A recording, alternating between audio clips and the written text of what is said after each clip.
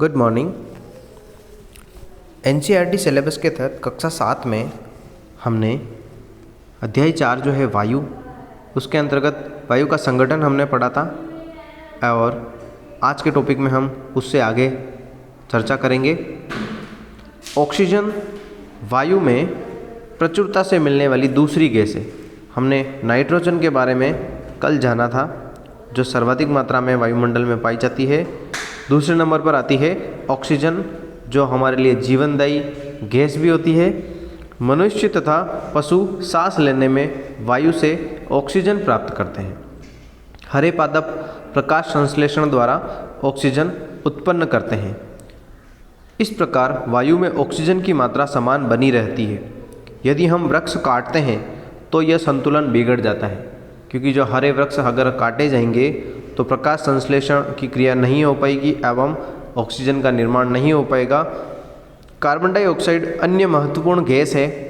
हरे पादप अपने भोजन के रूप में कार्बन डाइऑक्साइड का प्रयोग करते हैं और ऑक्सीजन वापस देते हैं।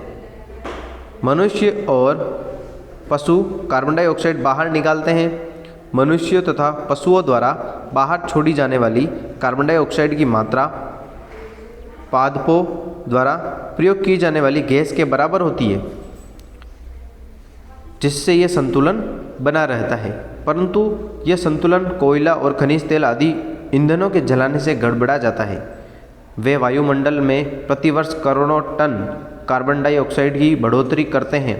परिणाम स्वरूप कार्बन डाइऑक्साइड का बढ़ा हुआ आयतन पृथ्वी का मौसम तथा जलवायु को प्रभावित करता है।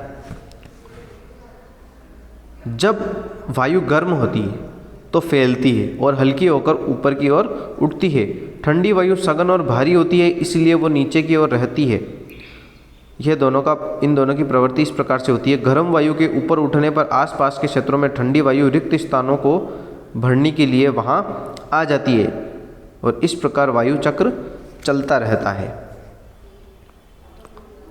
वायुमंडल की संरचना।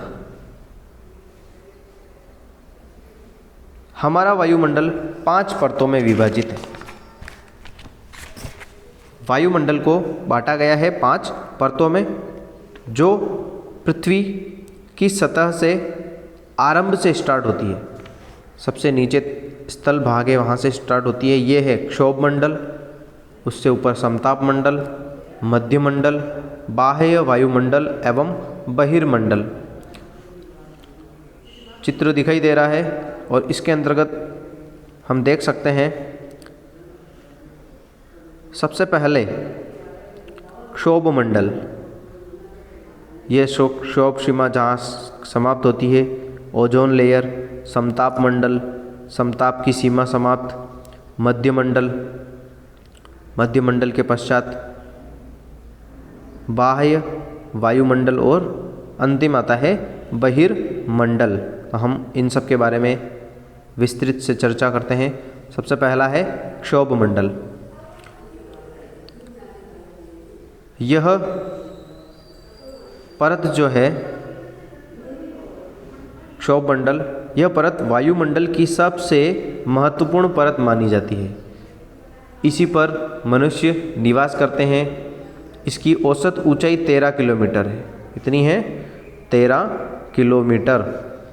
हम इसी मंडल में मौजूद वायु में सांस लेते हैं, यानी हम जहाँ निवास करते हैं वो है क्षोभ मंडल और थल से लेकर के 13 किलोमीटर की ऊंचाई तक क्षोभ मंडल पाया जाता है। मौसम की लगभग सभी घटनाएं जैसे वर्षा, कोहरा, ओलावर्षण इसी परत के अंदर होती है। समताप मंडल। क्षोभ मंडल के ऊपर का भाग समताप मंडल कहलाता है। यह लगभग 50 किलोमीटर की ऊंचाई तक फैला हुआ है। यह परत बादलों एवं मौसम संबंधी घटनाओं से लगभग मुक्त होता है। समताप, यहाँ तापमान एक समान रहता है, ऊपर नीचे नहीं होता है। मौसमी घटनाएं अत्यंत कम न के बराबर होती है। इसके फलस्वरूप यहाँ परिस्थितियाँ हवाई जहाज़ उड़ाने के लिए आदर्श होती है और इसी मंडल में हवाई जहाज़ जो है संचालित होते हैं। समताप मंडल की एक महत्वपूर्ण विशेषता यह है कि इसमें ओजोन गैस की परत होती है, यह परत सूर्य से आने वाली हानिकारक गैसों से हमारी रक्षा करती है। अगला है मध्यमंडल। यह वायुमंडल की तीसरी परत है। यह समताप मंडल के ठीक ऊपर होती है। यह लगभग 80 किलोमीटर की ऊंचाई तक फैली है। अंतरिक्ष से प्रवेश करने वाले उल्कापिंड इस परत में आने पर जल जाते हैं। बाह्य वायुमंडल। इस मंडल में बढ़ती ऊंचाई के साथ तापमान अत्यधिक तीव्रता से बढ़ता है और आयन मंडल इस परत का एक भाग है। यह 80 से 400 किलोमीटर तक फैला है और रेडियो संचार के लिए यह सबसे परत उपयोगी मानी जाती है। वास्तव में पृथ्वी से जो प्रसारित रेडियो तरंगें होती है इस परत द्वारा पुनः पृथ्वी पर परावर्तित कर दी जाती है। अंतिम है बहिर्मंडल। वायुमंडल की सबसे ऊपरी परत को बहिर्मंडल के नाम से जाना जाता है और यह वायु की पतली परत होती है। हल्की गैसें जैसे हीलियम और हाइड्रोजन यहीं से अंतरिक्ष में तैरती रहती है।